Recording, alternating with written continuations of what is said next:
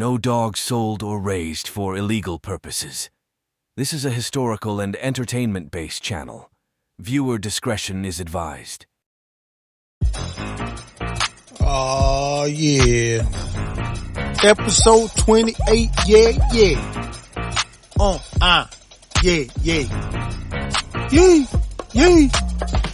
Have the Happy Jack dogs been lost in history? A deeper look into the Magnum dogs. Looking back at the life and legacy of Irish Jerry. Let us analyze the evidence on this episode of Bulldog Court. Bulldog community, please rise. This is your host, Get a Hold James, because we got to get a hold of the game. Court is now in session. Oh man. Like the heavyweight champ uppercut. Oh, we back with another episode of Bulldog Court. This is your host, Get a Hold James, because we got to get a hold of the game. I'm so happy that you could join me tonight. You could have been anywhere else in the Bulldog streets, but you decided to come and hop on with your boy, and I'm so happy that you did. You underdid. And like I say every time, I am not the judge nor jury, for it is up to you, the Bulldog community, to decide which way the tide may roll. I'd like to thank everybody for checking out last week's episode. Covered a few topics. R.I.P. to Mr. A.W. McCool. And it looks like we have had another sad occasion again. And you know, every year towards the end of the year, you know, it seems like we lose, you know, celebrities or you know, significant people in the Bulldog community. It look like the end of the year, like it takes a toll. But we're going to get into that on a later case. Let me start with my first case. Have the Happy Jack dogs been lost in history? But we're talking about strands here tonight. Strands in particular.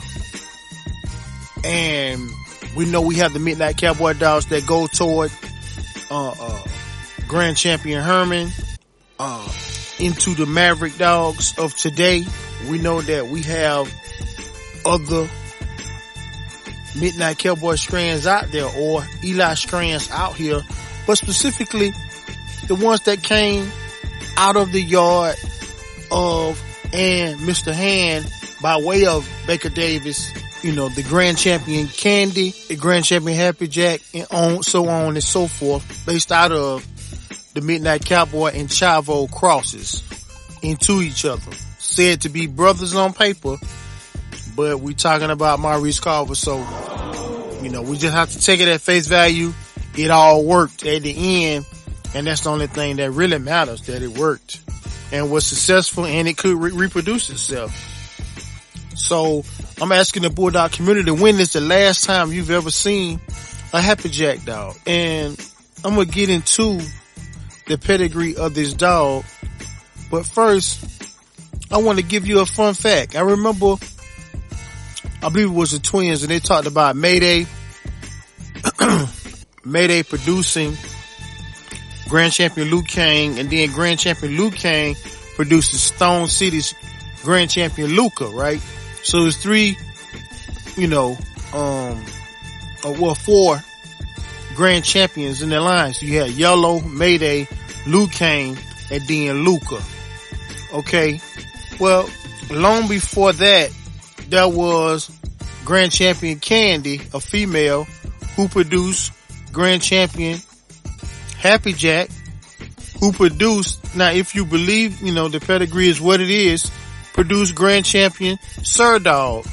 And Grand Champion Sir Dog produced Grand Champion Sport, or Black River's Grand Champion Sport, or Booney's Grand Champion Sport, however you want to say it. So there is another example many years before that of Grand Champion producing Grand Champion that produced another Grand Champion in 4 generations of grand champions long before, or maybe right around the time, when Yellow was around, but before there was a Mayday or a Liu Kang or a Miss Luca. This is just one fine example of the producing power of these animals. That's if you believe all these pedigrees are true to form and these dogs are what they are. But right now we're just going to go by the pedigree. So he will go on to produce Eunice's Cracker Jack. And Cracker Jack will go on to throw champions and grand champions as well. Happy Jack also had a sister that was a champion by the name of Lee's Champion Cowgirl. So just winning, just good dogs all around. But when the last time you ever saw one? Almost like the Loch Ness Monster out here now. And you might say, man, who cares? We can get Midnight Cowboy from Maverick, and it's other ways we can get Midnight Cowboy. But I'm talking about this. Grand Champion Rufus is out here. It's still the Grand Champion Rufus blood out here. And true enough, this is true. Especially coming through the St. Benedict Bailey dogs. You can get you some Rufus. But me, I'm primarily talking about Happy Jack. So, if you look at the way he's bred and look at how he looks, he fits the mold, to the match of Midnight Cowboy. The short legs and long body, and, when you look at the pictures of him, he looks the mold of Midnight Cowboy. And I know we can say you can get it through shorty cowboy dogs of today, and they're still around. That's true, but we're talking strands tonight. And when is the last time you saw a grand champion Happy Jack heavy bred dog? And I'm sure there's some out there. The last one I can remember was Argane's Chavo. Argane's Chavo, 2-time winner, was the last one that I could recall that was extremely heavy on Lee's Champion Cowgirl, Happy Jack. They bred Happy Jack to his sister and tied those dogs into each other and got Chavo. I will place the pedigree of Argane's Chavo here so that you can see how tight bred this animal is. And he also produced. And so I just wanted to touch on this. I look forward to seeing your comments in the comment section. And if you know of any modern day dogs that are heavy Grand Champion Happy Jack, let us know. Even if it's not your dog, just show the pet or whatever. I would like to see if you've seen heavy Eunice's Cracker Jack dogs, which goes back to that, or Lee's Champion Cowgirl type stuff. I would like to hear what you have to say about it. And this is just really a continuation of previous cases that I have covered, and the variation in strands of the conversation that we were having on Bulldogging with Bo the other night. So I just would really love to hear your commentary. So in the case of, have the Happy Jack dogs been lost in history? This case is now dismissed. We'll get back to the show after these important messages. Check out one of the best dog talk shows out here, Bulldoggin' with Bo, on Dogman TV, Thursdays and Sundays, 7 p.m. Central Standard Time. Shout out to his co-host, Nonstop.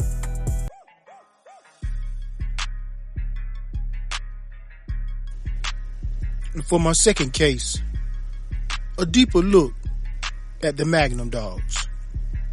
Let us get into this. We'll start with RC's Champion Magnum. Magnum is off of Finley's Bow, Champion Bow, and Carter's Champion Dixie Belle, 4-time winner. He won over Cox Rarely at 40 pounds, Porter's JR at 42 pounds, and Cox Cadillac at 40 pounds. And this animal is another part of the theme of the night for as variation in strands. You know that we have plenty of Finley Bow through the Jeep dogs that are out here in the world today, through Tab, Tramp, and many others. But we see where there could be a possibility that the variation in strands could be at jeopardy at some time. We know that there are some Smith's bootlegger dogs out here still in pockets. There could possibly be some RC's Champion Bronco dogs out here, who come off of Finley's Bow as well. Another one of Jeep and Magnum's half brothers. But we just want to look at his offspring and to propose to question, have these dogs been lost in history? And honestly and truly asking yourself and going through your mental Bulldog Rolodex and trying to recall the last time you saw or even heard of a good Magnum dog, or just any kind of Magnum dog. I think the very last one I can remember was Midnight's Champion Mystify. Was the last Magnum dog of any real significance that I can recall, and that has been well over 22 years ago. So we know that, he produced dogs like Grand Champion Fritz and Champion Stone, who beat Kimmer's Champion Gyro, 4-time winner, beat him, and also produced Black River's Champion Leo, who many people believe was an absolute ace, and him defeating 2 champions and then beating a grand champion and make champion. So he beat a champion his first time out, second time out, and then beat a grand champion his third time out. And so just an excellent example of, historically of the caliber of animals. Champion Cardiac is another one. So just extremely well-bred, good dogs that we just don't see out here as much as we used to. And these were great combination dogs. I remember Miss LaPace, God rest her soul, had a dog named LaPace's Triggerman. And Triggerman was a Jeep Magnum dog. I know he went back to K's Grand Slam. And just was an excellent dog. And good producer as well. And so these are just common things I'm asking the community about. And when is the last time? I'm sure that my Mississippi brothers could let me know, because a lot of those dogs came out of the state of Mississippi. So they still may be some heavy Magnum dogs in pockets here and there in that area, or next door in Louisiana, or over in Alabama possibly. And so there were many good dogs. RC and the So-So Boys had that stuff really going back in the old days, and for whatever the reason, unbeknownst to us, mainly we don't know why, but we just don't see those animals anymore. So this is just something I'm covering on tonight. And if there are pockets, once again, are these dogs even worthy to be revitalized? Or is Jeep, the Jeep version or Tramp version of Bow, or Tab version, those versions of the Bulldogs? Or do you give all the credit to Honey Bunch and say those are really Honey Bunch dogs? I don't know. Either way it goes, it take 2 to tango every time. That's just the way nature is. And so I don't give credence to one or other, or take away from one because they happen to stand in line. It had nothing to do. It didn't go against his producing power in the brood pen or stud pen. So this is just my case. Do you believe that these dogs are becoming more and more extinct, or do you believe, or do it just my lack of knowledge on the subject of Magnum doesn't allow me to go in further as far as the subject matter because of me just not knowing, and you may know. So I look forward to hearing your commentary on this.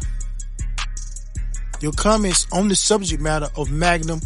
Is the bowl that we have out here, the Finland's bowl that we have out here now, is that enough? Or do we need more of it? Or we need less and more honey bunch? I just look forward to hearing your commentary on the subject. So in the case of a deeper look at the Magnum dogs, this case is now dismissed. Oh yeah.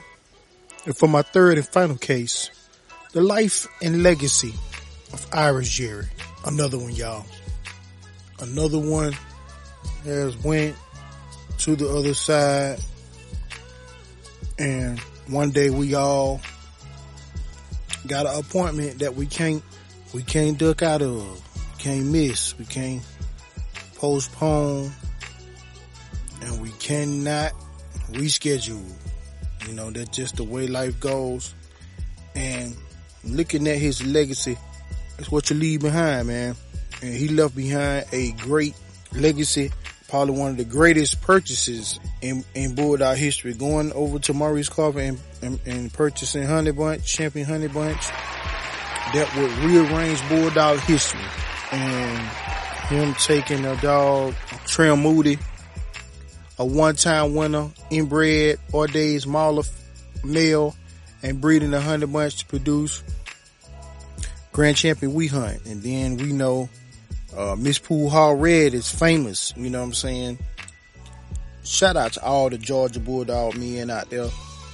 And you know that's one of our ones, the Miss Pool Hall Red and Honey Bunch and Champion Josie and Champion TK and Irish Jerry, Champion Willie, that was off of Deloach's Rocker, Registered Married Dog, the Jeepers dog, Irish Jerry Jeeper POR, that produced Holcomb's Champion Amber.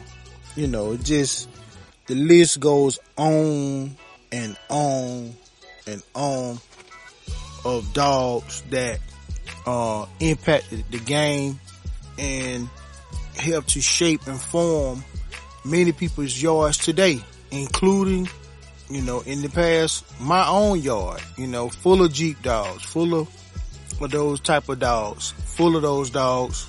And I'm sure that he will be missed by all his close friends and family. And my condolences to his family. And this just proposed a question of, you know, of legacy. You know, have you done enough bulldogging to where you can leave a legacy behind, or is that even something that you would want to do? You know, do you have people in your life that you can place your dogs in their hands, and after, you know, you should depart from here? Do you have any type of plan should that happen? Because, you know, one day it's going to happen to all of us. You know, it's just a thing, and he just did so much work to, his name will live on pretty much for the duration because of the impact of Honey Bunch. I don't think you could ever take him out of the history books whatsoever, because he was the one who campaigned her every time. You know, when Crenshaw bought Honey Bunch, she was already who she was as a champion, and already, you know, produced a Grand Champion and a Champion Bulldog and Grand Champion We Hunt from the Trim Moody Honey Bunch breeding. So just time of reflection and looking back and wondering, what type of legacy will you leave? Or does that even matter to you? So rest in peace and salute to Irish Jerry. Your contribution in the game will never be forgotten.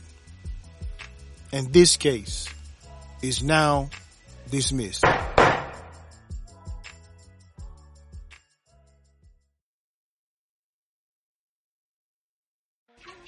Oh, yeah. And now it's time for my closing monologue. Like I say every time, make your next move your best move, but move strategic, like a chess move. You know, it's a lot of people that have things to say about people's yard, bad mouthing other people's yard, talking about their dogs, this and that. But just stay focused on what you're doing. And remember, to work on your yard, it ain't going nowhere till you do it. So just do it. This is your host, Get a Hold James, because we got to get a hold of the game. I'm out. Thanks for listening. Like, subscribe, and tell a dogman or woman about the Sporting Dog Archive.